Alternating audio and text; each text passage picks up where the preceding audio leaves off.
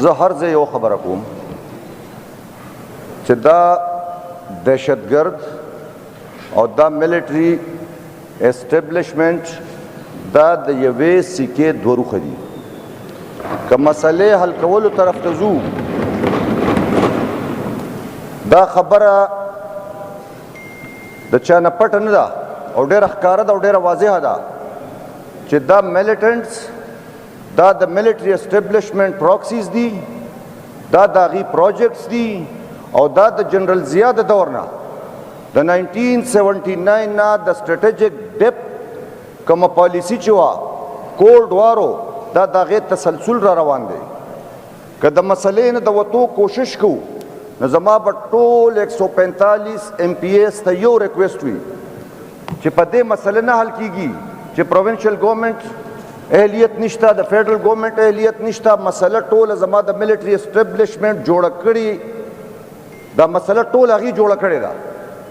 نو زما به دغه ریکویسټ وي، دغه سبمیشن به وي چې دا 145 MPAs که واقعي موږ سنجیده یو چې د پښتنو په خاوره د امن راشي،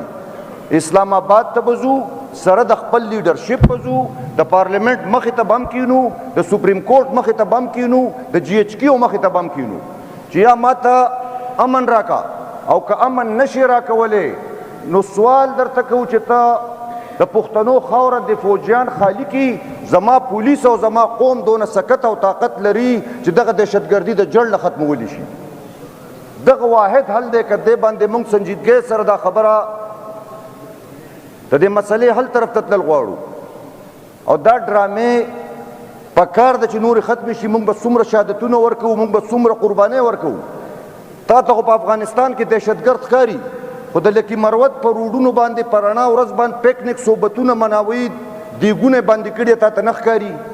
په بنو کې په سکولونو کې هغه ناست دي ټیک ټاک یې جوړوي، ویډیوګانې اپلوډ کوي، هغه تا ته نه ښکاري. دا صرف ملټري اسټیبلیشمنټ کنټرول ساتلو دپاره دا مختلف ګروپونه جوړ کړي دي او په هغې باندې خلک خوفزده کوي چې د دوی دا جعلي اقتدار دا نور طویل شي او جاری وساتلی شي.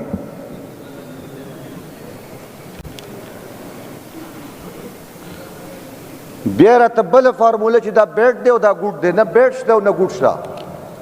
نو دغه به زه ریکویسټ کوم ټول PTI به انشاءالله په هغې کې هر اول دسته کې به موږ ولاړ یو. دلته د GUI نمایندګي شته، دلته د پاکستان پیپلز پارټي نمایندګي شته، دلته د مسلم لیگ نمایندګي شته، دلته د هرې پارټۍ نمایندګي ده. نو راځئ چې یو ورځ وټاکو، یو ټایم وټاکو، د خپل قیادت سره هلته لاړ شو، هلته درنه ورکړو. ډېره مهرباني او ډېر